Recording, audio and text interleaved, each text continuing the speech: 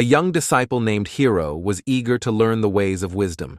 His master, Zenji, was renowned for his profound teachings and simple yet impactful lessons. One day, Hiro approached Zenji and said, "Master, I feel I have so much time ahead of me. I do not understand why people say time is precious. It seems infinite to me." Zenji smiled and said, "Very well, Hiro. Tomorrow, we will meditate on this question. Meet me at dawn by the river."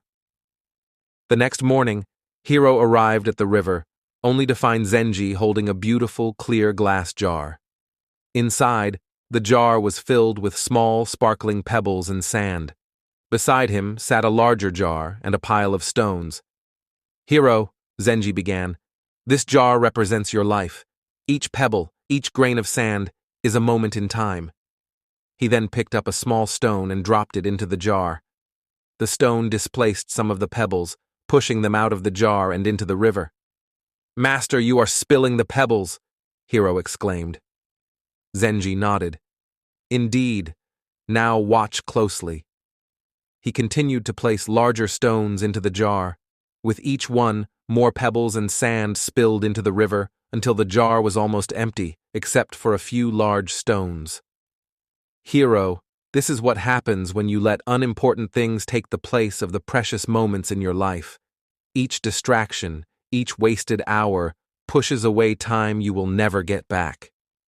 "But Master," Hiro protested, "what if the jar had no limits?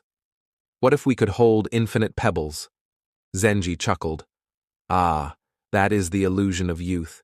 You think the jar will never fill, that time is endless. Yet, Hiro, even the mightiest river eventually dries. The jar represents your time in this world, and it is finite, no matter how vast it may seem." Humbled, Hiro bowed his head. "I understand, Master.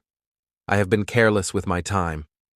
Zenji placed a hand on Hiro's shoulder and said, "The key to life is to fill your jar with purpose. Use your moments wisely. Focus on the stones that truly matter, your growth, your love, and your contribution to others. The rest is but sand, and it will wash away." From that day on, Hiro became mindful of his time. He worked diligently, meditated deeply, and cherished every moment as a gift.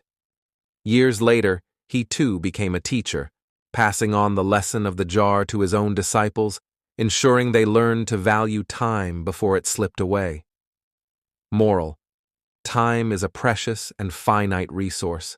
Use it wisely, focusing on what truly matters, for once it is lost, it can never be reclaimed.